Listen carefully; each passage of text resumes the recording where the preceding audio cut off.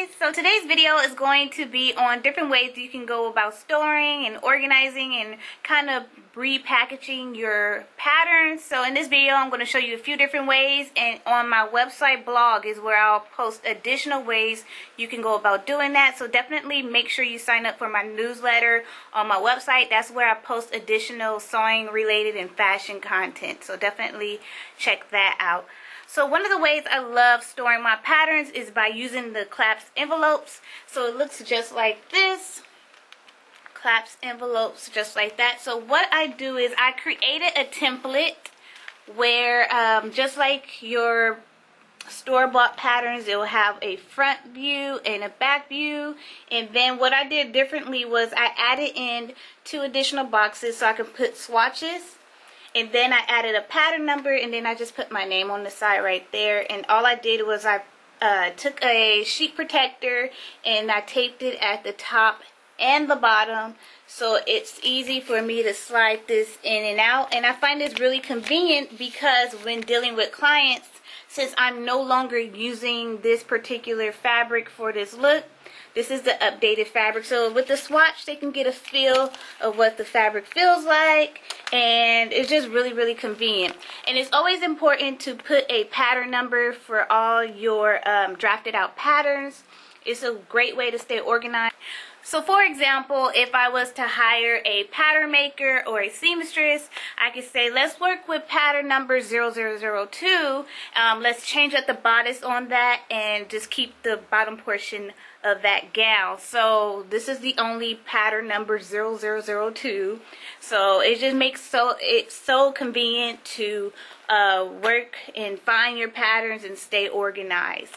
And actually this pattern here is similar to the one that's back here, except for this one it has a bra that I created, which is an optional choice for my clients. So the fabric is the same, style is the same, but it has a bra here.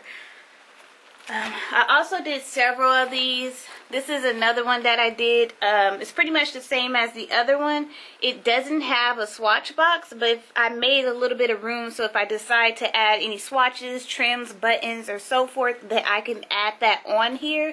And also behind this envelope, just like if you bought a commercial pattern, I added in information that is needed for whatever size that we are making this garment for. So if I was to hire an intern or a seamstress, they would know how much fabric to use depending on the size for this look. Here's another one that I made. My hooded dashiki, which was very popular on my website. I may be restocking these for the fall season. And then another one, this is kind of like the hooded dashiki, but it's with a different fabric, and this is one of the swatches from this look. And another one, so I have the image here and then 2 swatches, swatch box. So I won't be using this fabric anymore. I'm actually going to update it and add in those new fabrics right here. And this one is different. It doesn't have any swatch box or front and back view. It just have a front view, and if I decide to add any swatches, I can right here. But I actually designed this photo, added in the graphics on Photoshop, and I had my photographer take the picture, and yeah. And then my last one here is this one. So if you follow, or if you made any garments from my tutorial and you don't want to use the big envelopes, you can use a 9x6 or 6x9 envelopes. And all I did was I took a sheet protector, I cut it in half, and then I taped it at the top and bottom. I used the image that I used for my video, and this was the previous swatch, and I'm going to put the new swatch up here because I'm no longer using this fabric. So I just keep the patterns in here. And what you could do, I usually hang these up on my rack by using those little clips for your papers, and then I put it on a hanger. So I'll show you a picture of that somewhere over here. Or you can, what I used to do was punch 3 holes and put them in a 3-ring binder.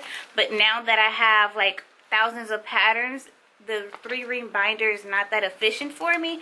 But if I was to go see a client and I just want to put in maybe a few patterns for my fall line, then I could take that book with me and have these in the binder and ready to go for my clients. So yeah, this is one of the ways you can go about storing your patterns. You don't have to do it for your drafted patterns. You could do this for your commercial patterns as well, which I'm about to show you.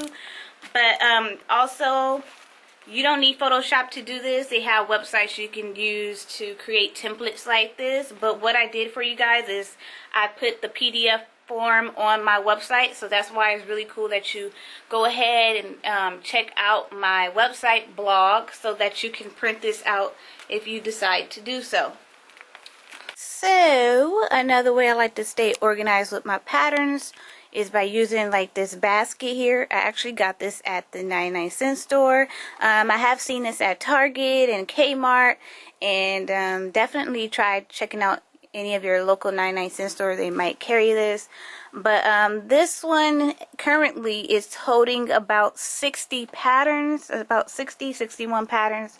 And what I did was I'm actually going to make tabs for these so it could be easier for me to find a particular pattern. So I put this up, these 2 patterns up, because I'm going to put tabs. I'm going to make my own tab and put it in this section here. So this right here, it would be like the dresses, and then here would be like the accessories. So that'll be an easier way for you to find your patterns if you decide to do it this way. So another way I store my patterns is by using these big bins. So you can buy these bins at Kmart, Target, or Joann's. Usually I go to Target or Joann's. At Target they're pretty reasonable. They start from as low as $4.99 and up. And at Joann's they're about the same price with your coupons. So these are pretty good to store your patterns and kind of keep up with them so that you don't lose them. But as far as being organized and efficient with your patterns, I don't think this is pretty efficient, because if you're looking for a particular pattern and you got this many patterns, it's definitely going to be hard for you to find them. But this is a way that I'm currently storing some of my commercial patterns, because I don't use these. These were for clients, and I do a lot of one-on-one lessons, so this is very helpful for them to use if they're trying to learn how to use any of these patterns. So yeah, I have thousands of patterns that are unopened. Not only are these for clients, but I'm also a pattern hoarder. So yeah, I just have so many different patterns. But like I said, if you are running out of space and stuff, this is definitely an option as far as storing your commercial pattern. Also, I want to add that I mean, there is a way to kind of stay organized with this. If this is how many patterns you have, I would definitely suggest putting in tabs. You can definitely do that with this bin. So for instance, if these are all dress patterns here, then I can add in a tab here and put dresses, so that it can be easier for me to find a particular pattern. So that's one way you can be organized with so many patterns like this, is with tabs. So just like with the drafted out patterns I showed you guys, this is another way that I use to put my commercial patterns. But I have way too many commercial patterns to do this to all of them. But I didn't put a sheet protector on here. All I did was tape it around here. And it was more of a way to protect the tissue paper, because the tissue paper is really soft. And once you cut it and then you try to reuse it over and over again, it can easily rip. So what I did was, and sometimes also once you open the patterns, you can't get it as flat as it was when you first open it. So putting it in this like 9x12 or 9x11 envelope really helped keeping my patterns really neat and in place. So yeah, all I did was tape it and information on the back for the Vogue. But for the macaw, since the pattern package is a little smaller, I was able to put it all on one side. And actually this right here, this was a inspired gown, and I made a pattern that was kind of similar to this, and I'll show you guys a picture somewhere on the screen. But I made it in white, and yeah, so I kind of put my inspiration there. But now, since I did a photo shoot with the dress, I could replace the image if I decide to do so. And honestly, all of these patterns, the commercial patterns here that are taped on these folders, I never used them. So this is a wedding one that I got from Vogue, and I have some other stuff. But yeah, that's another way you can do it. And like I mentioned before, put those holes in there, and then you can put them in your binder. So if you decide to put your patterns in a binder, what I did was, I believe this is a 3-inch ring binder, but I got some clear protector sheets, and I put my package here, and I have my pattern paper and instructions out. And what I did to separate my patterns, because I put 2 in one clear protector sheet, I put a blank piece of paper in between so I wouldn't get those pattern pieces mixed up together. And then I did the same for my other patterns. And this binder that I have zips up, so it keeps everything in place. You can buy binders like this. I've seen a lot of them at Staples, and I'm not sure how many patterns this 3-inch binder can hold, but I do recall having over 100 patterns in just like this at one point, and it zipped up nice without being too bulky.